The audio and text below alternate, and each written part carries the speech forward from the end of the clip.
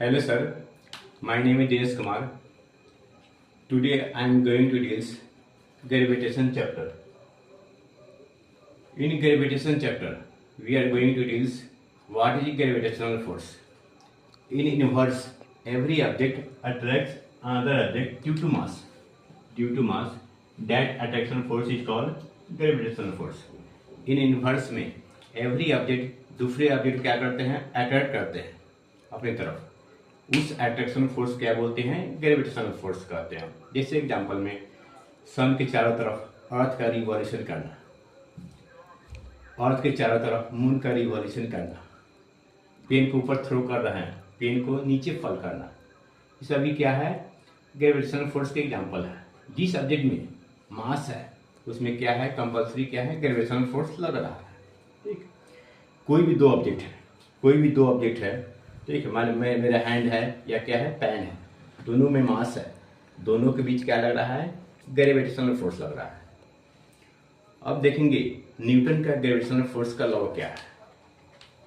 Newton का gravitational force का law क्या है, law of gravitational force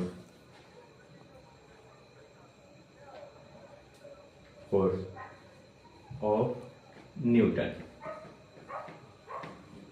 Newton का ग्रेविटेशनल फोर्स का लॉ क्या है.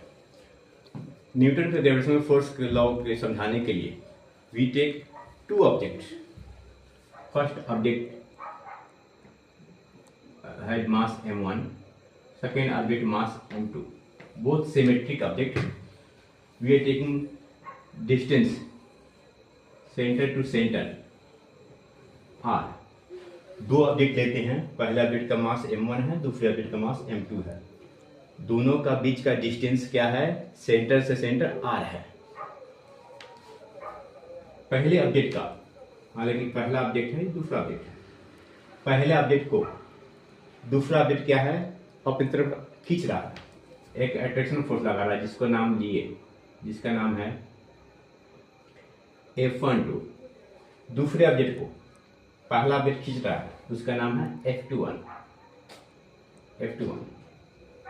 मान लेते हैं कि दोनों फोर्स F12 F21 फोर्स को एक मान लेते हैं. लेट F12 और F21 का फोर्स को, दोनों फोर्स को, मैग्नीट्यूड को क्या मान लेते हैं, एक मान लेते हैं.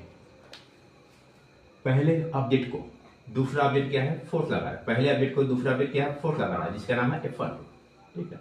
दूसरे ऑब्जेक्ट को